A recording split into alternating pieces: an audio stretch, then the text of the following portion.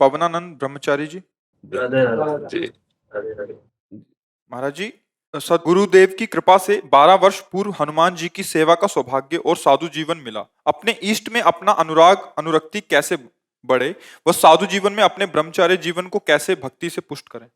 पहली बात तो इष्ट का अनुराग प्राप्त करने के लिए तो आप अपने इष्ट हनुमान जी माने, तो सिया राम जी का जस सुनाओ उनको। रामचरित्र का गायन हनुमान जी को बहुत प्रिय है। रामचरित सुनवे को रसिया।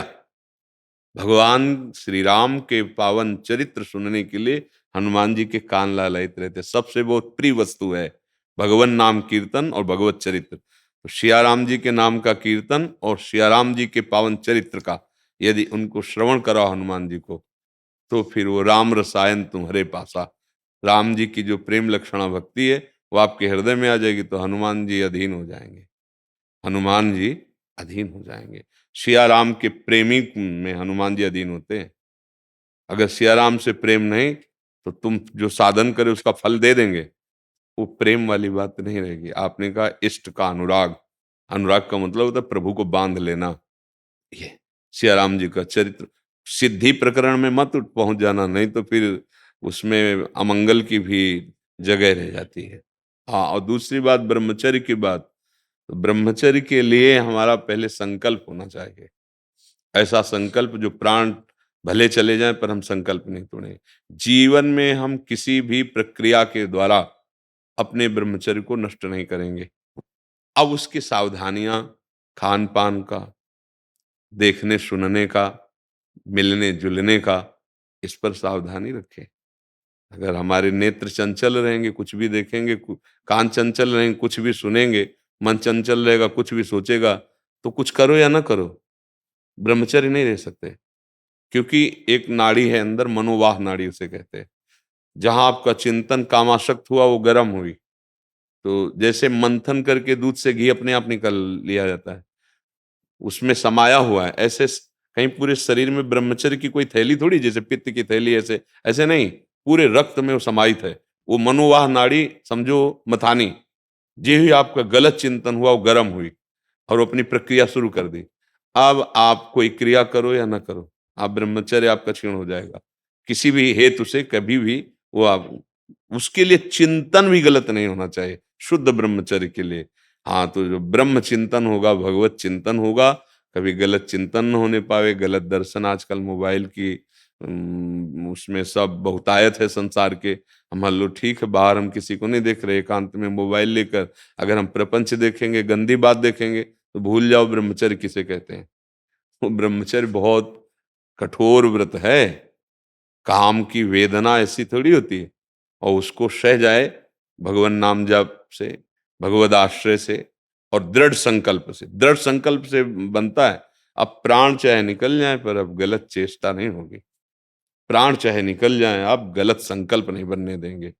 जहां संकल्प बनने, राधा राधा राधा, जो भी नाम आपको प्रिय हो, नाम का तुरंत कीर्तन करने लगे। तुरंत मन को एकाग्र ना होने दे उस विषय में, बड़ी सावधानी का विषय है। जहां मन एकाग्र हुआ और आप तन्मय हुए, फिर आप नहीं बच सकते। वो संकल्प बना लेगा। तभी कहते बहुत कसम खाई लेकिन निर्वाह नहीं कर पा रहे। ये और कुसंग, प्रगट में कुसंग, बहुत सावधानी। ब्रह्मचर्य महान व्रत है। ये बड़े भाग्यशाली जन हैं जो इस पर दृष्टि रखते। भले आप गृहस्थ में रहो, सीमित ब्रह्मचर्य रहो भाई। एक होता नैष्ठिक ब्रह्मचर्य आजीवन के लिए, एक होता समय के अनुसार। जैसे आप पाणी ग्रहण संस्कार के गृहस्थ में, तो बहुत सावधानी पूर्वक कि इतने दिन ब्रह्मचर्य, फिर इसके बाद गृहस्थ धर्म का संयोग, फिर इतने दिन ब्रह्मचर्य, तो आपका स्वास्थ्य ठीक रहेगा, बुद्धि ठीक रहेगी। अब तो ऐसी बुद्धि हो गई है कि इसे निषेध की तो वृत्ति ही नहीं रह गई है। बस इस लग रहा है भोग सामग्री इकट्ठित कर लो और मनमानी भोगो। ये तो पशुओं को भी प्राप्त है। अगर ये सुख है तो दुर्लभो मानुष देव क्यों कहा गया। फिर बड़े भाग मानुष तन पावा, ये इसके लिए नहीं। ब्रह्मचर्य एक ऐसी शक्ति है जो बड़ी से बड़ी विपत्ति और दुख में भी वो आपका मित्र बना रहेगा। एक उत्साह, एक गंभीरता, एक तेज, जो तो वे परास्त नहीं कर सकता। कोई भी काल भी परास्त नहीं कर सकता। समुझ आए शरण ते डरत ना काल डर। तो अब वो तो भले शरीर आपका बहुत मोटा हो, आत्मबल नहीं होगा। वो आत्म भले ऐसा शरीर हो लेकिन आत्मबल वो सबसे बड़ा महाबल है। तो आत्मबल आता है सत आचरण से, सच्चिंतन से, ब्रह्मचर्य से। अच्छे आचरण करो, अच्छा सात्विक भोजन करो और प्रभु का आश्रय लेकर नाम जप करो और संकल्प ले। नैष्ठिक ब्रह्मचारी का संकल्प काम करता है। आजीवन ब्रह्मचर्य रहेंगे, प्राण भले चले जाएं, कभी हम कोई क्रिया, बस उस पर ध्यान रखे तो अपने आप बचाव पक्ष जागृत हो जाता है। बिल्कुल जैसा गुरुजन आदेश करते हैं वैसे ही इस मार्ग में चला जाता है। प्रभु के मंदिर के सिवा ऐसे नहीं किया जाता था पूर्व में। यह चाल बस इतनी थी कि एक दो हाथ जमीन दिखाई दे और भिक्षा भी ऐसे ही लिया जाता था। कभी कोई दोस्त नहीं बना आज तक, कोई किसी से मित्रता नहीं, किसी से शत्रुता नहीं, कोई अपना नहीं, कोई पराया नहीं। अब एक ही प्रभु जैसी सेवा दी है। जब तक भगवत भाव ना हो तब तक बहुत बचने की जरूरत। भगवत भाव हो जाए तो कोई भ्रष्ट नहीं कर सकता, क्योंकि जैसे देवताओं के मंगल के लिए भगवान ने समुद्र मंथन कराया था, जब अमृत कलश निकला तो दैत्य अपहरण कर लिए गए। तो भगवान ने देवताओं से कहा चिंता मत करो, मैं अभी लाता हूं। और भगवान देखते देखते मोहिनी रूप बन गए। अब देवता सब जानते थे कि श्री भगवान है, इसलिए एक भी मोहित नहीं हुआ। और दैत्य ये जानते नहीं थे कि भगवान है, तो सब मोहित हो गए और अपने आप अमृत का कलश हाथ में दे दिया। अगर हम सब में भगवत भाव जान जाए तो कोई मोहित नहीं कर सकता, यहां से लेके ब्रह्मलोक तक। जब भगवान का मोहिनी रूप देवताओं को नहीं मोहित कर पाया, केवल इस बात के लिए कि मेरे भगवान है, जान गए थे। ऐसे ही शास्त्र और भगवान स्वयं कह रहे हैं, मैं सबके हृदय देश में विराजमान हूं। अगर हृदयस्थ भगवान का दर्शन है तो कोई आपको नहीं। अभी हमारी दृष्टि वो नहीं है। अभी दृष्टि है स्त्री पुरुष, अच्छा बुरा, तो हमें अपनी दृष्टि बचानी है। हमारे कान बचने चाहिए। अगर गंदी बातें सुनेंगे, गंदे लोगों का संग करेंगे, गंदा आहार करेंगे तो ब्रह्मचर्य सवाल ही नहीं उठता। ब्रह्मचर्य के लिए बिल्कुल जैसे साधना में तपस्वी अपनी तपस्या को सुरक्षित रखता है, ऐसे ब्रह्मचर्य महान तप है। ब्रह्मचर्य एक महान व्रत है और बड़ी भगवान की कृपा है जो आप नैष्ठिक ब्रह्मचर्य धारण करना चाहते हैं। तो आप कै बजे जगते हैं? आप जगते कै बजे?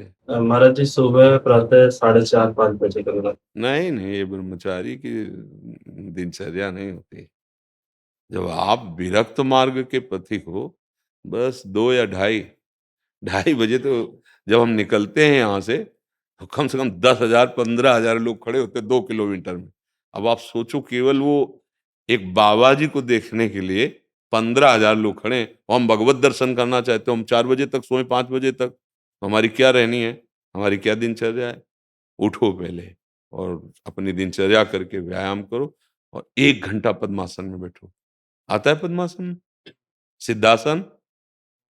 जब तक सिद्धासन और पद्मासन है, तो ऊर्ध्व रेता कैसे? अगर वीर ऊर्ध्वगामी नहीं हुआ तो फिर अधोगामी तो हो ही जाएगा। बहुत इस आप नैष्ठिक ब्रह्मचर्य की बात कर रहे हैं इसलिए आपको कह रहे हैं। हाँ, पद्मासन में बिना हिले 48 मिनट का अभ्यास करो। 2 घड़ी कहते हैं, एक घड़ी होती है 24 मिनट, 24 दूनी 48। पद्मासन लगा मेरुदंड सीधा 90 अंश का कोण, ये सीधा आपका स्वरूप, पीछे से नाप आ जाए तो बिल्कुल 90 अंश का, बिना हिले 48 मिनट का केवल 3 घंटे का अभ्यास किया जाता है। 3 घंटे बिना हिले एक आसन पर, चाहे पद्मासन हो तो यहाँ 6-6 घंटे का ब्रह्मचर्य, ऐसे नैष्ठिक ब्रह्मचर्य।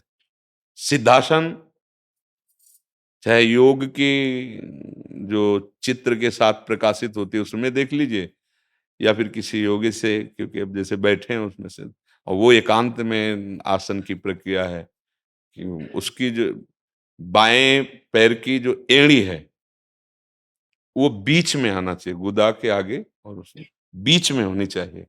और दाहिने पैर की जो एड़ी है वो यहां होनी चाहिए, नाभि के एकदम नीचे, और फिर सीधा एकदम। होश उड़ जाएंगे, ऐसे लगेगी कि नस नाड़ियां टूट गई है कोई ऐसे, तो तब उसके पूरे शरीर में जो गर्मी पैदा होती है, जो शक्ति पैदा होती है, उससे वीर ऊर्ध्वगामी होता है। और जिसका वीर वीर ऊर्ध्वगामी हो गया वही अखंड ब्रह्मचारी कहा जाता है, नैष्टिक ब्रह्मचारी कहा जाता है। फिर ये स्वप्न दोष और ये सब नाना प्रकार की जो कुप्रवृत्तियां हैं, इनका प्रश्न ही नहीं उठता। तो अब भगवान की कृपा से बस बहुत संयम से चला जाए, अहोभाग्य धन्य भाग्य जैसा, पर खान पान बहुत संयम।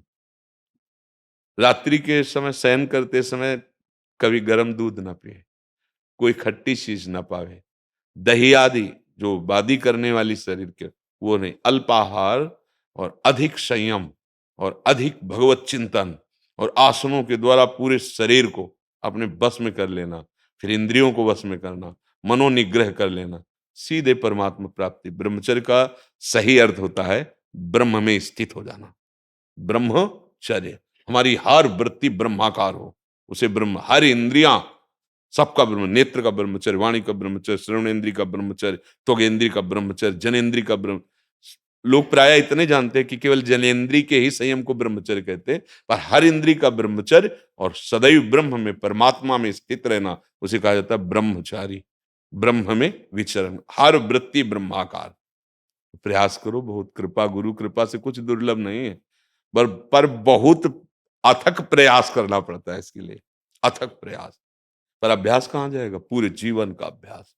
रात्रि में ऐसी व्यथा पैदा होती, व्याकुलता, सब सो रहे, चुपचाप निकले मंदिर, वहां गुरु आश्रम में था, वहां मंदिर के पट खोले, चुपचाप एकांत बैठे, लगाया आसन, बैठे हुए शांत, जैसे नशेबाज अपने नशे की पूर्ति के लिए घूमता है, जैसे जुआरी हारा हुआ केवल अपने जीतने को घूमता है, ऐसे भगवत प्राप्ति की लालसा वाला ही नैष्टिक ब्रह्मचर्य रह सकता है। अगर भगवत प्राप्ति का लक्ष्य नहीं है तो फिर मन भागेगा भोगों में और चिंतन बिगड़ जाएगा, ब्रह्मचर्य नहीं रह सकते। स्वाभाविक जो बात अलग है, कोई चेष्टा ना मन में संकल्पित होनी चाहिए, न इंद्रियों में, न शरीर में। बहुत जल्दी भगवत साक्षात्कार कराने वाली बात है ये। विषय में लगी हुई वृत्ति को जब तक हटाया नहीं जाता, तब तक किन वृत्तियों से हम भगवान का चिंतन करें? इसीलिए अब जैसे गृहस्थ धर्म में है, कोई थोड़ा नाम जप कर लो, लेकिन जो कर्तव्य कर्म करते उसे भगवान को समर्पित कर दो। किसी प्रकार से आपका संबंध भगवान से हो जाए तो आपका कल्याण हो जाएगा। लेकिन बैरागी के लिए ऐसा नहीं, किसी प्रकार से मतलब नहीं है। निवृत्ति मार्ग के पथिक हो तो बलात् अपनी इंद्रिय और मन को जीत करके परमात्मा में स्थित करो, ये कर्तव्य है तुम्हारा। उनका कर्तव्य है जितना बन जाए नाम जप करो और अपनी गृहस्थी के कार्य करते हुए उन सबको भगवान को समर्पित कर दो, वही बात हो जाएगी। क्योंकि गृहस्थ धर्म में बहुत सी अन्य चिंताएं, अन्य कार्य, अन्य उनके बहुत से, धन कमाना है, परिवार का पोषण करना, बच्चों को पढ़ाना है, सयान बच्चों का ब्याह करना, लेकिन विरक्त को एक ही उद्देश्य, भगवत प्राप्ति। बस जब तक भगवत साक्षात्कार नहीं, चैन नहीं, चैन नहीं, तब जाकर के वो माया पर विजय प्राप्त होती, भगवान की कृपा बल से। दिव्य नाम दास जी अमेरिका से। श्री हरिवंश जी। सदगुरुदेव भगवान, आपके चरणों में कोटि कोटि नमन। गुरुदेव, मैं अपने जीवन में ऐसा क्या प्रमुख कार्य करूं कि मैं सच्चे रूप में त्रिनादपि सुनिचेन तरोरपि सहिष्णुना अमानिनान मानदेन कृतना सदा हरि की शिक्षा को अपने जीवन में धारण कर सकूं। रो, कार्य बोले हो ना, रो। रुदुषुस्वरम राजन कृष्ण दर्शन लालसा। एकांत में, दिखावा के लिए नहीं, एकांत में आर्त भाव से श्री कृष्ण से रो कि आप हमारे अहंकार को ले लीजिए। अहंकार समर्पित हो जाएगा तो तृणादपि सुनिचेन आ जाएगा। अहंकार समर्पित हो जाएगा तो हर दुख सहने की ताकत आ जाएगी।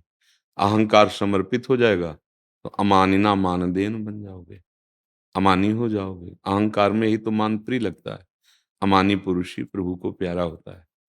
सहनशील ही निरंतर नाम जप कर सकता है। जो तृण से भी अपने को नीच समझता है, वही अखिल लोकपति भगवान को प्यारा लगता है। यही दरबार दीन को आदर, रीति सदा चलाए आई।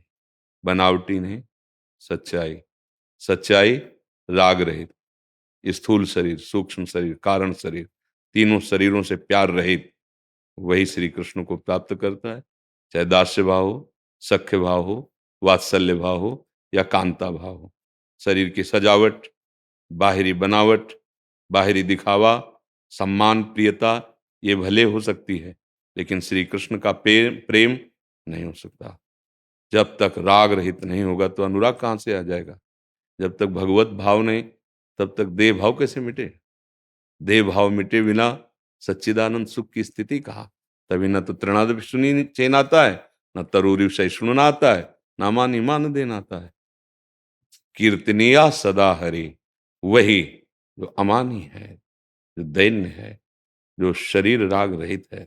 अगर शरीर राग रहित, वो व्यवहार में भले चलता रहेगा, बाहर हमें आंसू नहीं दिखाने हैं। ये अंतर की आग होती है भगवत प्राप्ति की या भगवत प्रेम की। अंतर दाव लगी रहे, धुआं न आग लगनी चाहिए पर धुआं नहीं प्रकट होना चाहिए। सामर्थ्यशाली होता है भक्त, है दिखावा नहीं, बनावटी नहीं। शरीर की बनावट श्री कृष्ण को पसंद नहीं, स्वरूप की स्थिति श्री कृष्ण को पसंद है। पूरी गीता पढ़ के देखो, भागवत पढ़ के देखो, शरीर में वैसे ही गोपीजन रहती हैं जैसे एक साधारण स्त्री, और चित्त वृत्ति ऐसी है कि बड़े बड़े परमहंस चरण धूल की याचना करते हैं। सत्य मार्ग का अनुसरण करना चाहिए, अपने आप धन्यता आ जाएगी, अपने आप अमानी हो जाएगा, अपने आप सच्चिदानंद सुख में स्थित हो जाएगा। पांच भौतिक शरीर ये प्यारा है श्री कृष्ण को, ये तो साधक को अपना शरीर प्यारा नहीं होता।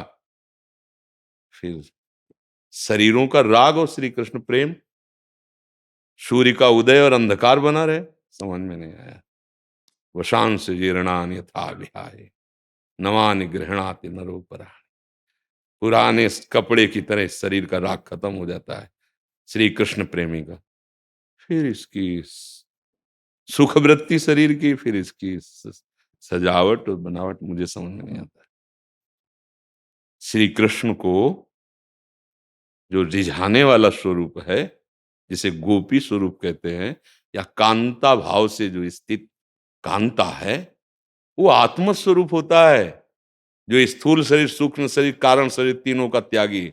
नहीं, हमारी महापुरुष हुई हैं माताएं बहनें, आप उनके चरित्र पढ़ के देखो, कैसा उनका त्याग रहा है, कैसा वैराग्य रहा है।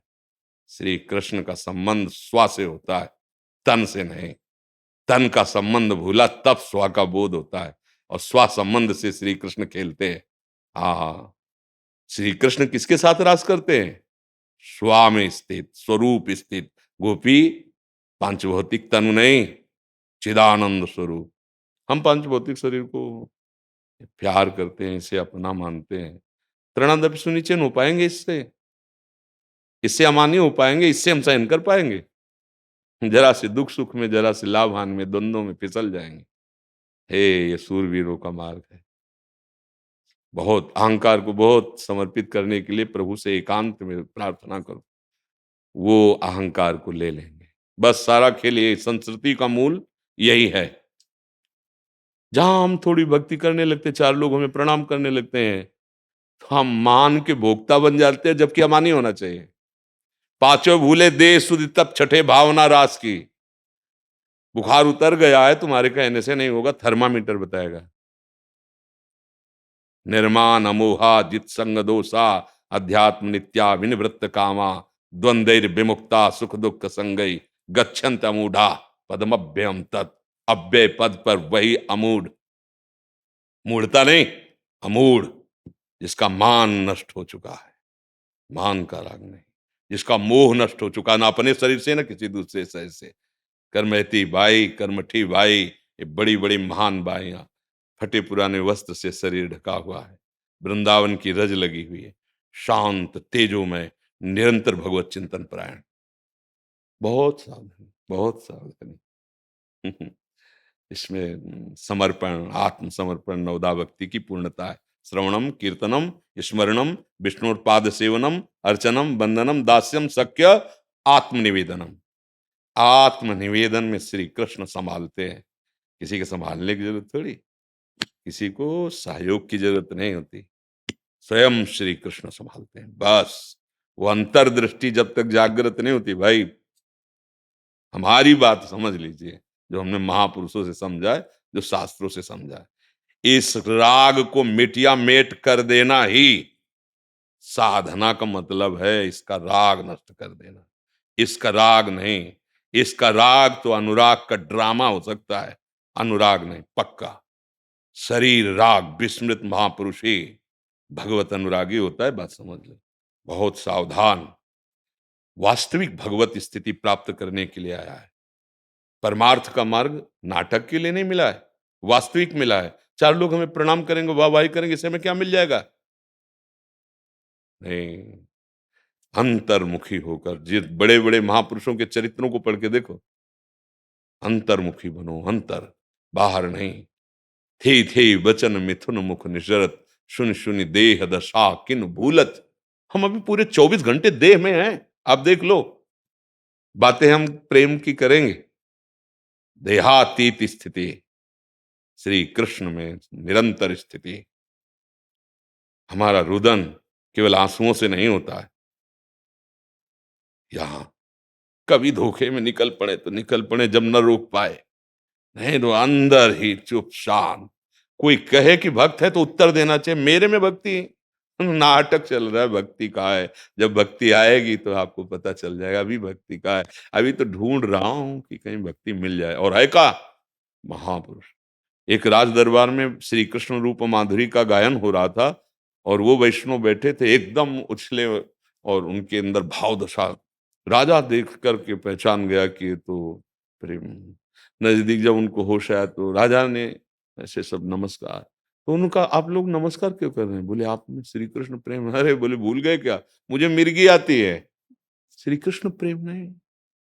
एकदम ऐसा बचाया अपने आप को, कोई पकड़ ही नहीं। और हम क्या करते हैं, बोर्ड लगा लेते हैं। मुझे समझ में नहीं आता कि कैसा प्रेम है। श्री कृष्ण प्रेमी, वो उसकी दशा होती है, स्थिति होती है।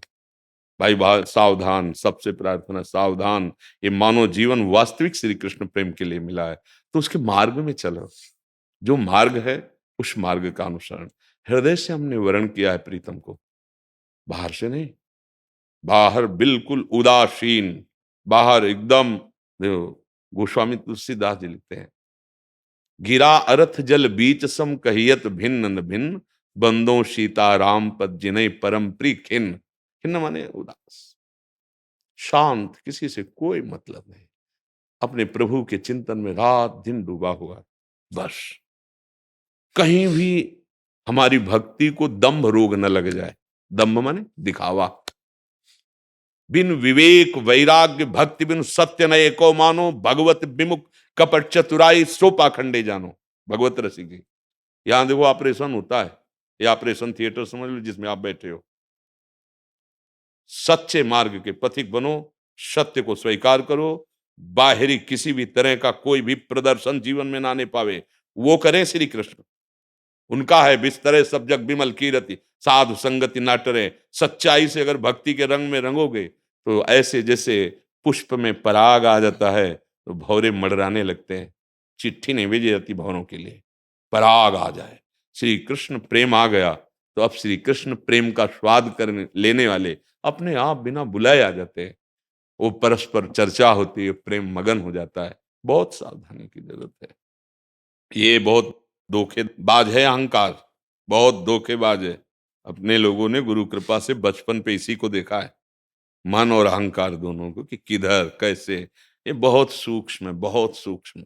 इनका बिना, अहंकार गलित हुए बिना प्रेम भगवत साक्षात्कार बहुत कठिन। अहंकार के लिए प्रार्थना करो और अहंकार नष्ट होता है भगवत प्रेमी महात्मा के आगे। जैसे देहाती भाषा में कहते हैं ना कि अपने को चाहे जितना बड़ा लंबा समझे वो पशु क्या ऊंट, जब पहाड़ के नजदीक जाता है ना तो उसको फिर समझ में आ जाता है कि हम ऊंचे नहीं है। ऐसे ही जब हमारा अहंकार हमको समझाता है कि हम तपस्वी हैं, हम जितेंद्री हैं, हम भजनानंदी या हम भगवत प्रेमी हैं, लेकिन जब असली प्रेमी महापुरुषों के समीप जाते हैं वो दर्पण की तरह काम करते हैं। जब हम देखते हैं तब आता है कि अरे अभी तो हमारी शुरुआत भी नहीं हुई। महर्षि, महाराज जी, मन स्वीकार क्यों नहीं करता कि हम अहंकारी हैं? वो तो अगर कोई बोले तो फिर और ज्यादा हाँ, इसलिए नहीं स्वीकार करता कि मलिन है ना अभी। नहीं तो एक शब्द में गुरुजनों के वाक्यों को तत्काल स्वीकार करना, यही तो श्रोता का कार्य। श्रोता सोई परम सुजान, सुनत चित रति करे। जैसे आपसे कहें कि आप अहंकारी हैं, अगर आपको पूर्ण श्रद्धा विश्वास है तो आपको लगेगा हाँ जरूर मुझे दिखाई नहीं दे रहा पर जरूर होगा, आप कह रहे हैं जरूर ऐसा ही हो। अरे कि मेरे में अहंकार नहीं तो निकली वाणी कहाँ से? आम से ही तो निकल रही, मेरे में नहीं है, ये आम ही तो बोल रहा है। नहीं, जब गुरुजन कह रहे हैं, शरणागति का मतलब क्या है? अगर आप कहें कि ये दिन है तो हम दिन कहेंगे, आप दिन को रात कहें हम रात कहेंगे, क्योंकि हमारा कोई अस्तित्व नहीं रहा, आपके वचनों के अनुसार है। अहंकार गलित हो जाएगा। गुरुजन बिना किसी कारण के ऐसे कड़वे शब्द, ऐसा कड़वा दंड देते हैं और जब उसे हम सह जाते हैं तो हमारा अहंकार गलित हो जाता है और निर्मल हो जाता है। मलिन अहंकार निर्मल अहंकार हो जाता है। वो देखते हैं, कसौटी कस के देखते हैं अब कितना बचा है। जैसे सांप है ना, जरा से जब तक शांत पड़ा है तो ये समझ मत लो कि वो जरा से छेड़ो अभी अब स्वरूप में आ जाएगा वो। ऐसे ही अहंकार है। अहंकार का गलन केवल तिनकी संगति रहत, जाति कुल मद सब नंसई, संतत सेवक सदा भजत जे श्री हरिवंशई। भगवत प्रेमी महात्मा का संग समस्त अहंकारों का नाश कर देता है। क्योंकि हम कुछ भी साधना करें, हम फलाहार ले रहे हैं 10 वर्ष, वो पुष्ट हो रहा है, बड़ा सूक्ष्म है। बिना भगवत प्रेमी महात्माओं के अब इतनी श्रद्धा हो जाए तो आए तो श्रद्धा से ये सुनने, मनोरंजन तो करने आए नहीं। मान लो आप वैष्णव हैं, आप भगवत चरणारविंद की वृत्ति रखते हैं तो आए तो सुनने हैं ना। तो सुनने आए इसका मतलब आगे बढ़ने के लिए आए ना। तो आप जहां हो उतनी पूर्णता तो नहीं है ना, क्योंकि प्रेम में कभी पूर्णता नहीं होती। प्रेम सदा बढ़िभो करे, जो शशिकला सुवेश, पै आमे पूनो नहीं, ताते कबहु न शेष। ये सदा बढ़ते प्रक्षण वर्धमानम, इसमें कभी पूर्णिमा नहीं होती। महान प्रेमी भी प्रेम का भूखा रहता है। स्वयं हमारे आराध्य देव में देख लो, अनशन पर भुज दिए बिलोकत, इंदु बदन बिबियोर, करत पान रस मत परस्पर लोचन त्रसित चकोर। और समर्पण देख लो, अगर सखी ने रोक दिया तो प्रियाजू भी लालजू की है, संपूर्ण वैभव लालजू का ही तो है।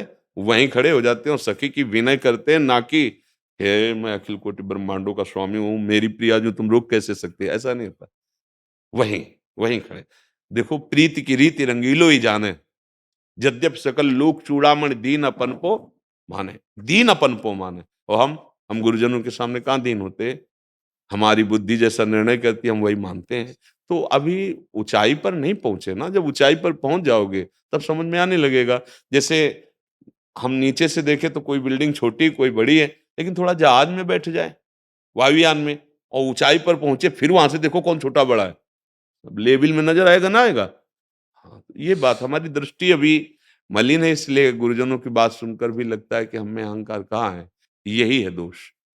जो सच्चे हुए हैं वो क्वा हम तुच्छा परम अधमा, प्राण हो गर्भ कर्मा, ऐसे बोलते पाए गए। कहाँ मैं तुच्छ अधम नीच, और कहाँ भगवत प्रेम और कहाँ राधा नाम। अरे ये तो वृंदावन की महिमा की बात है ना, मेरे में कहाँ ऐसा। महाराज जी, इसके बाद वो स्थिति आती है त्रिनादपि सुनिचेन कि गुरुजन हाँ, जब अहंकार समर्पित हो जाता है अपने आप वैसी स्थिति। अपने आप, उसकी वाणी, उसका हृदय, उसकी चेष्टाएं, वो बनावटी नहीं होता। जैसे हम सभा में बनावटी बोले कि हम तो अधम जीव हैं और सब हम पर कृपा करो, हम तो आपकी चरण धूलि हैं, बहुत नीच हैं, ठीक है।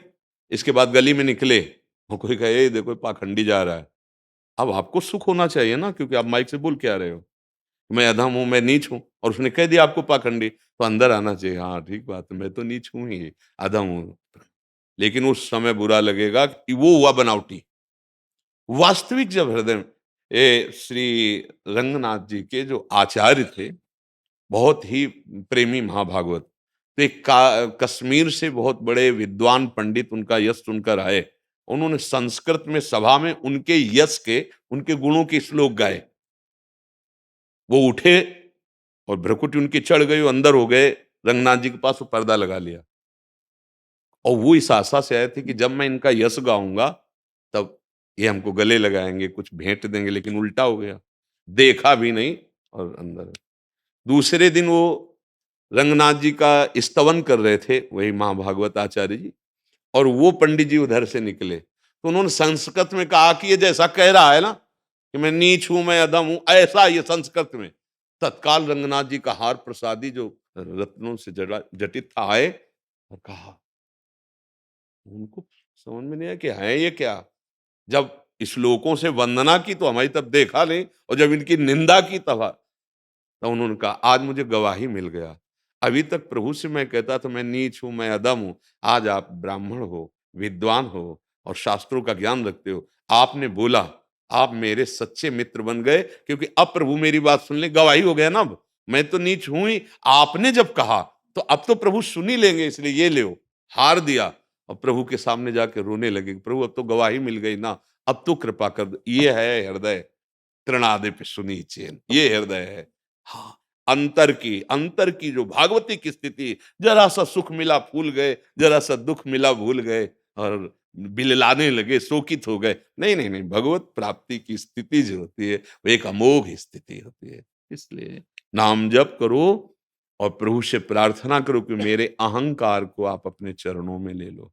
देखो, गोपी ना स्त्री थी ना पुरुष, गोपी सच्चिदानंद बपू, जो श्री कृष्ण वही गोपी, जो श्री कृष्ण वही गोपी।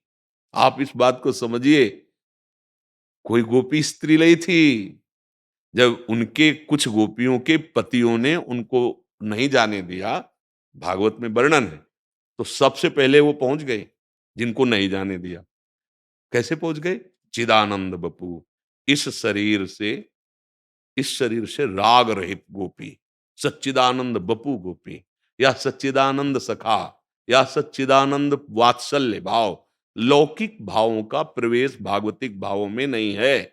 भागवतिक भावों को लौकिक भाव में समेट करके, जैसे लौकिक भाव हैं उनको भागवतिक भाव में ऐसे समेट करके हम भगवत प्राप्ति कर लेंगे। जैसे लौकिक क्रिया है, उसे भगवान की प्रसन्नता के लिए समर्पित, लौकिक संबंध है, सब में भगवत भाव कर लिया, हमारा परम मंगल हो जाएगा। हम भागवती की स्थिति को धारण करने के लिए महापुरुषों के द्वारा प्रदत्त मार्ग पर चले, नहीं तो वाहवाही तो हो जाएगी, चार लोग दंडवत कर देंगे, वीडियो बन जाएगा, लोग प्रशंसा करेंगे, पर श्री कृष्ण का साक्षात्कार नहीं होगा। भगवान स्वयं अपने श्री मुख से वर्णन कर रहे हैं, अनन्य चेता सततम यो माम स्मृति नित्य सा तस्याहम सुलभा पार्थ नित्य युक्त योगिना। सुलभ भगवान किसके लिए है? भगवान का हो के अनन्य चिंतन, अंदर चिंतन का, क्रिया का एक शब्द भी उच्चारण नहीं किया। अनन्य चेता सततम यो माम स्मृति नित्य सा, निरंतर मेरा चिंतन जिसके हृदय में हो रहा है। अब बाहर की क्रियाएं तो चाहे हल जोतना हो, व्यापार हो, नौकरी हो, कुछ भी हो, गोपीजन वही करती थी जो एक साधारण स्त्री, धान कूटना, लीपना, गौ सेवा करना, पति सेवा, पुत्र सेवा। पढ़ के देखो भागवत में, और स्थिति कहाँ है? अरे उद्धव जैसे परम ज्ञानी उनकी चरण धूलि चाह रहे हैं, सोचो क्या स्थिति है। क्यों? मुरारी पादार्पित चित्तवृत्ति, एक एक चित्तवृत्ति श्री कृष्ण में लीन है। ये खास बात है, चित्तवृत्ति लीन करना जीवन का लाभ भाई भगवत प्राप्ति है। और वो भजन से होता है, खूब अंदर भजन करो, सब बाहर से ऐसे ढके रहो कोई जान न पावे। देखो, अगर आप गेहूं के बोरा में ऐसे 10-20 किलो सोने के आभूषण लाद लो, कोई पूछेगा नहीं तुमको। हटा कपड़ा पहन लो और 10-20 किलो आभूषण लाद लो और बोरे में ला दो ऐसे, और खुला लेके जाओ, कोई तुमसे नहीं पूछेगा, क्योंकि देख रहा है, हालत देख रहा है। पर वो अरबों का माल रखे हुए है, समझ रहे हो ना? हाँ, वो बढ़िया बैग है, 100 रुपया उसमें है, बैग गायब होने के, क्योंकि वो बढ़िया दिख, बाहर नहीं, धन को छुपाने के लिए जैसे हम बाहर से, ऐसे परम धन प्रेम श्री कृष्ण नाम, श्री कृष्ण चरण आश्रय, छुपाने की बात है, छपाने की नहीं, वीडियो में आने की नहीं बात। मानना, हम इन लोगों से मना किया था शुरुआत में, कोई भी टेप नहीं करेगा वीडियो, पर जब इन लोगों ने प्रार्थना की कि इसे अगर हम बार बार सुनते हैं तो हमारी ज्यादा रति होती है, बस इस कारण हमने अनुमति दे दी। उसका कारण कोई प्रचार या कुछ इसकी हमें जरूरत नहीं है। एक हृदय परिवर्तन हो जाए, एक मेरे जीवन की सार्थकता हो जाएगी, एक का परिवर्तन हो जाए। परिवर्तन होना ही हमारे जीवन का लक्ष्य है, ना कि वो संसारिकता में वीडियो चला गया तो हमें कोई जाने। हमें कोई जाने से क्या मतलब? जब हमारे त्रिभुवनपति हमको जानते थे, तुम्हें जनाने की जरूरत है क्या? वो जान रहे हैं हमें, बस और किसी और के जनाने की जरूरत नहीं। तो हमको अपने मार्ग पे चलना है। हमें देखना है कि अंदर की कहीं वृत्ति जनाने में तो नहीं जा रही कि कोई हमें जाने में भगत है। बहुत सावधान रहना, हम आपसे प्रार्थना करें सबसे। अगर अंदर की बात यह है कि कोई जाने कि हम भगत हैं, तो अभी धोखे में हो। भक्ति का जो अंकुरण होना चाहिए वो होगा नहीं, और पाखंड रूपी रोग लग जाएगा। जैसे फसल में रोग लग जाए ना, तो फिर फसल का जो हमें अन्न चाहिए वो नहीं मिल पाता है। और प्रायः अब हमारी भक्ति रोग ग्रसित हो रही है। कोई बिरले निकल पा रहा है स्वस्थ, स्वस्थ। नहीं तो प्रायः हम जहाँ-जहाँ पॉइंट हैं गिरने के, वहीं हम फँस रहे हैं, वहीं हम गिर रहे हैं। इसलिए चतुर शिरोमणि गुरुदेव भगवान का आश्रय लेकर निकलो, निकलो। नहीं समझे में नहीं आता, इतनी भूल-भुलैया के मार गए वहीं। जैसे पहले राजा लोग खजाना रखते थे ना, तो उसमें 100 मार्ग रख देते थे, भूल-भुलैया के, कि जो पर्सनल व्यक्ति है, वही वहां तक पहुंच पाएगा, वो खजाने तक। नहीं तो इतनी भूल-भुलैया कोई दूसरी जगह पहुंच जाएगा, वहां पहुंचेगा ही नहीं। ऐसे ही जो भागवतिक रहस्य है, वो बहुत गुप्त रखा गया है। शास्त्रों में ऐसे मार्ग हैं कि फंस गए तो फंस गए, निकलना मुश्किल हो जाएगा। इसलिए सदगुरु की कृपा से वो मार्ग मिलता है, वो युक्ति मिलती है, जिससे हम न संसार जाल में फंसे, न शास्त्र जाल में, और भगवत प्राप्ति कर ले। इसलिए बलिहारी गुरु आपने, गुरुदेव की बलिहारी है, जो मुझे बहुत कम समय में और आगे बढ़ा दिया। नहीं तो हम फंसे रहना। हम लोगों का स्वभाव है फंसे रहना। हम फंसना चाहते हैं। देखो ना, भगवान से भी फंसने की बात मांगते हैं, मुक्त होने की नहीं मांगते। अरे उनके नाम में, उनके चरणों में प्रीति मांगो। नहीं, भगवान से भी मांगते हैं यही संसार, यही झूठा पद, यही यहाँ के झूठे रुपए और यहाँ के झूठे संबंध, यही तो मांग रहे हैं ना। हम कहते हैं कि हमारी भजन की बात पूछो, बोले 24 घंटे चलता है। अरे अपने लोगों के होश खराब रहते हैं। 24 घंटे के लिए होश खराब है। यहाँ सब ऐसे 24 घंटे नाम चलता है। अरे भाई कैसे बोल रहे हो? 24 घंटे चलेगा तो रो के बोलोगे भजन होता ही नहीं है। इतनी भूख बढ़ जाएगी भजन की, कि भजनानंदियों को देखा है। वो कहते हैं आज तक जीवन हो गया छक के भजन करने को नहीं मिला। रात दिन लगे और अपने रात दिन विषय चिंतन कर रहे हैं और बोल देते हैं संत सभा में 24 घंटे। बहुत संभाल के, बहुत होश से, तो असली में 24 घंटे होने लगेगा। सोवत हूँ रसना रटे, राधा कृष्ण सुनाम। उत्तम बात तो यही है कि कोई प्रश्न ना हो, हम अपनी तरफ से बता देते हैं। अगर इसी जन्म में भगवत प्राप्ति करनी है, अर्थात जीवन मुक्त होना है, तो शांतिरव्यर्थ कालत्वम विरक्तिर्मान शून्यता, आशा बंधा समुत्कंठा नाम गाने सदा रुचि, आसक्तिस्तद गुणाख्याने प्रीतिस्तद वसति स्थले। यदि हमारा हृदय ऐसा होने लगे गुरु कृपा से कि कोई हमें गाली दे या दुख दे या अपमान करे, और हम हृदय को अपने बचा पाए, पहला शांति, इतना सहनशील, तितिक्षवा पहला लक्षण बताया गया है, कारुणिका बाद में, तितिक्षवा मतलब सहनशीलता अध्यात्म मार्ग की ऊंचाई पर चढ़ने के लिए अत्यंत आवश्यक है। अर्जुन जी के सामने भगवान हैं और वो कह रहे हैं मात्रा स्पर्शास्तु कौन्ते शीतोष्ण सुख दुखदा आगमा पाइनो अनित्यास्तास्तितिक्षस्व भारत। ये आने जाने वाले अनुकूलता प्रतिकूलता, सर्दी गर्मी, मान अपमान, निंदा स्तुति, इनको तू समान भाव से सह जा, अर्थात समता को धारण कर। तो जो अध्यात्म की ऊंचाई पर चढ़ना चाहता हो, पहला लक्षण शांति, अर्थात इतना हृदय शांत होना चाहिए कि किसी के भी मृदु या कटु व्यवहार पर कोई हलचल नहीं होनी चाहिए। जब हमें कोई सम्मान करता है तो एक विकार उत्पन्न होता है, और जब कोई अपमान करता है तो विकार उत्पन्न होता है। अपमान पर क्रोध विकार आता है और सम्मान पर हर्ष विकार आता है। जब सम्मान होता है तो हर्ष विकार मद को जागृत कर देता है, उपासना भंग हो जाएगी। शांति, जब हमारा कोई अमंगल करे हम उसका मंगल मनाएं। करत जे अनशयन निंदक तिन्हु पे अनुग्रह कियो। जो मुझे कष्ट देना चाहे मैं उसके लिए प्रार्थना करूं, भगवान इसका मंगल हो, त्रिकाल में भी इसको कभी इस अपराध का दंड न मिले, स्वामी आप इस पर कभी रुष्ट मत होइए। ये शांति शब्द का अर्थ है। सहनशील होते हुए दूसरों का मंगल करने की भावना। दूसरा, अव्यर्थ कालत्वम, एक श्वास भी प्रभु से विमुख नहीं जानी चाहिए। इसी जन्म में जीवन मुक्त हो जाएगा। अव्यर्थ कालत्वम, एक श्वास भी, त्रिभुवन की राज लक्ष्मी देने पर भी जो आधे पल के लिए भगवान का विस्मरण नहीं करता, वो महाभागवत है। एक श्वास भी प्रभु से खाली नहीं जानी चाहिए। अव्यर्थ कालत्वम। और विरक्तिर, जिन विषयों को शास्त्रों ने विधि रूप में वर्णन किया है अपने अपने अधिकारानुसार, प्राण पोषण, जीवन यापन, धर्म की भावना को पूर्ण करने के लिए उन्हीं विषयों का सेवन करे, और जिनका निषेध किया गया है उनका त्याग कर दे तो वो वैराग्य स्थिति को प्राप्त हो जाएगा। राग से ही अपराध बनते हैं और राग रहित तो होकर धर्म पूर्वक विषयों का सेवन करना वो मोक्ष पदवी को प्रदान करने वाला बनता है। विरक्ति, संपूर्ण जगत के एक साथ मिलकर भोग आ जाएं और हमारे चित्त को क्षोभ न पहुंचा पावे, उसे विरक्ति कहते हैं। वैराग्यवान, पहला होता है त्याग। त्याग में होता है कि भोग का सानिध्य प्राप्त होने पर भोग की प्रबल लालसा पर मैं भोगूंगा नहीं, क्योंकि मुझे भगवत प्राप्ति करनी है। इसे त्याग कहते हैं। इसी से शांति प्रारंभ हो जाती है। त्यागाच्छांतरंतरम। वैराग्य कहते हैं कि भोगों के सानिध्य में भोगने की प्रवृत्ति का ही ना होना। उसमें प्रवृत्ति है पर वो नहीं भोगेगा हठ पूर्वक, लेकिन इसमें प्रवृत्ति का ना होना। और उपरति कहते हैं कि भोग वस्तु है ऐसा भान ही खत्म हो जाना। सर्वम खलमिदम ब्रह्म। तो वैराग्य यहां कहा है कि भोगों के सानिध्य में भी भोगने की इच्छा ना होना, विरक्ति और मान शून्यता।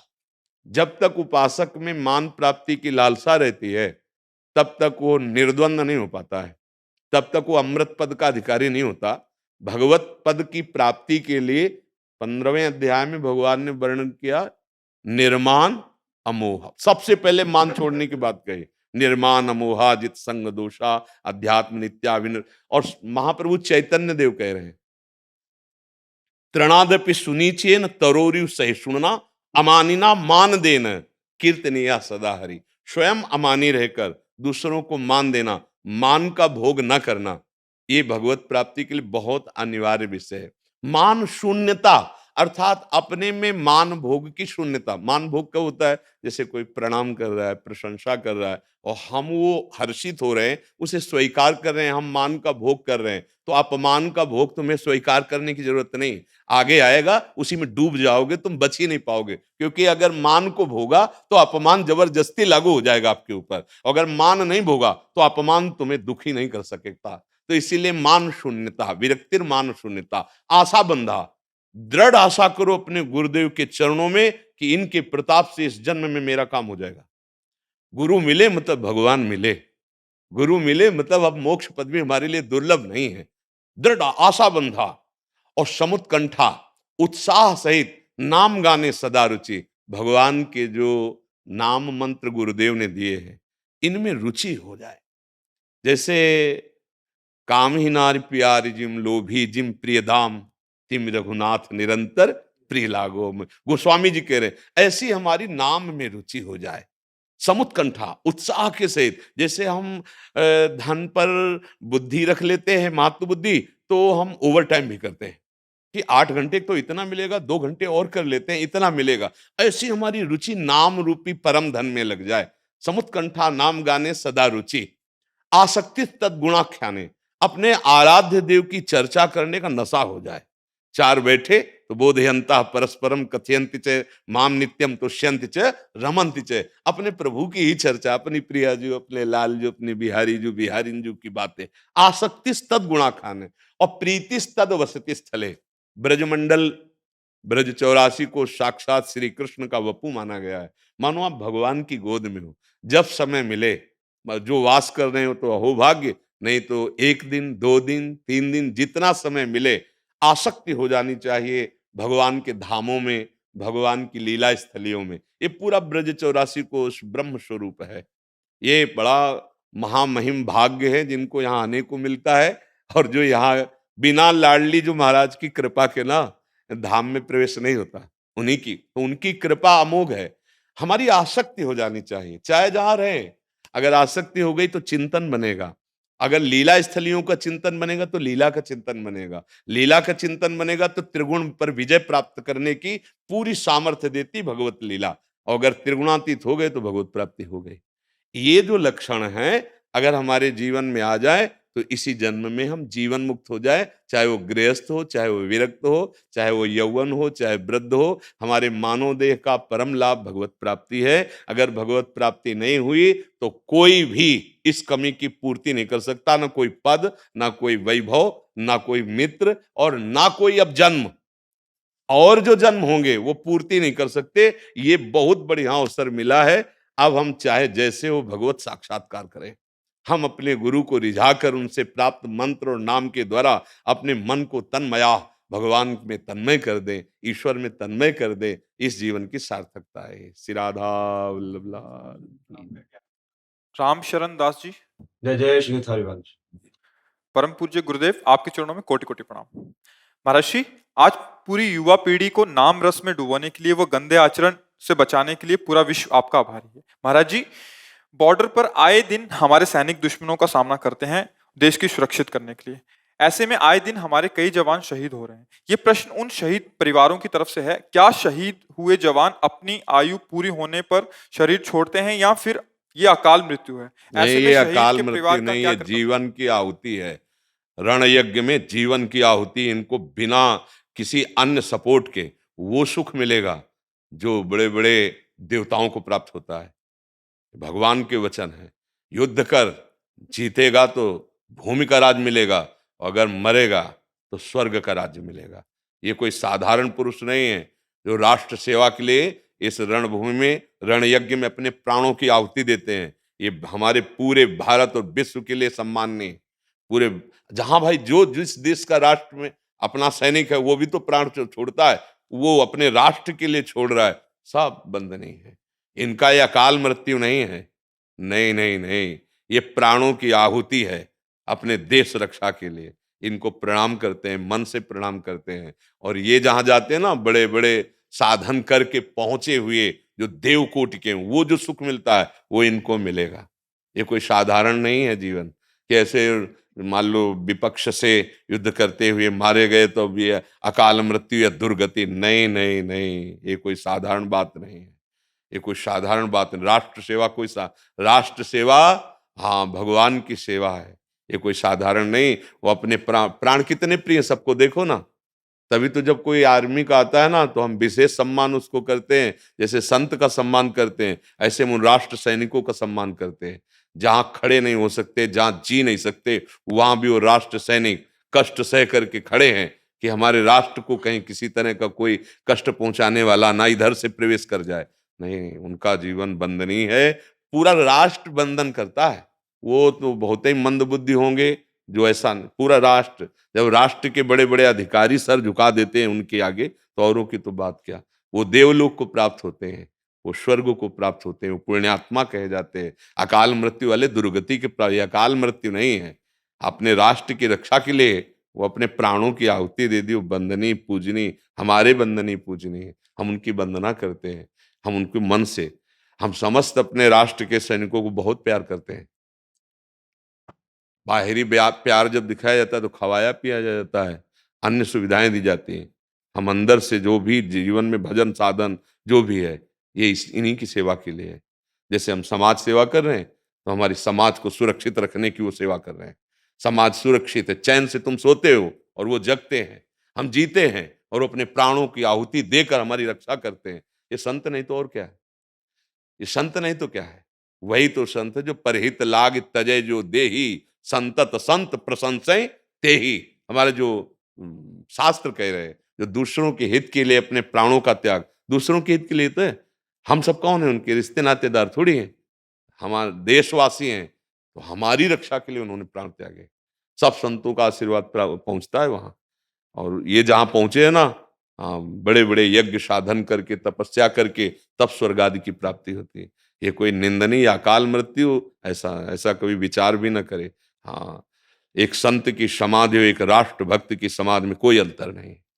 जैसे एक संत की समाधि है, ऐसे राष्ट्र भक्त की अगर समाधि है, तो दोनों में बराबर वैसे ही श्रद्धा होनी चाहिए। क्योंकि संत अपने जीवन को समाज सेवा के लिए भजन साधन करके, और सर्वे भवन्तु सुखिनः, सर्वे सन्तु निरामया वाणी से, और वो अपने बल और बुद्धि से अपने प्राणों को समर्पित करके समाज को सुरक्षित रखते हैं। बात दोनों की एक हुई, एक भजन बल से, एक बौद्धिक और बाहुबल से राष्ट्र की रक्षा में लगे हुए हैं। तो दोनों की समाधि हमारे लिए बराबर। उनकी अकाल मृत्यु कैसे मानी जा सकती है? उनकी दुर्गति के विषय में सोचा भी नहीं जा सकता।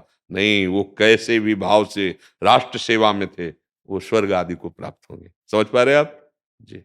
राधा राधा राधा राधा राधा राधा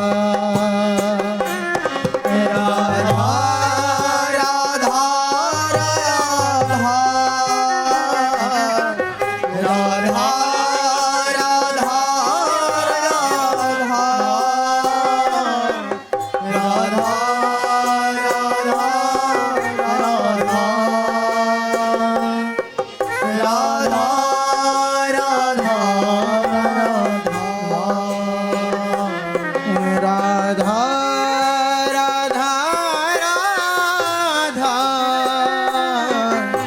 राधा राधा राधा राधा राधा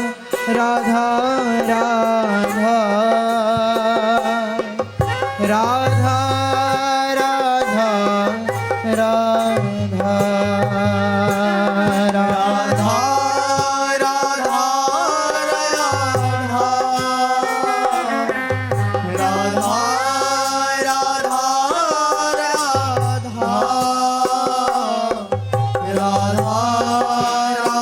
राधा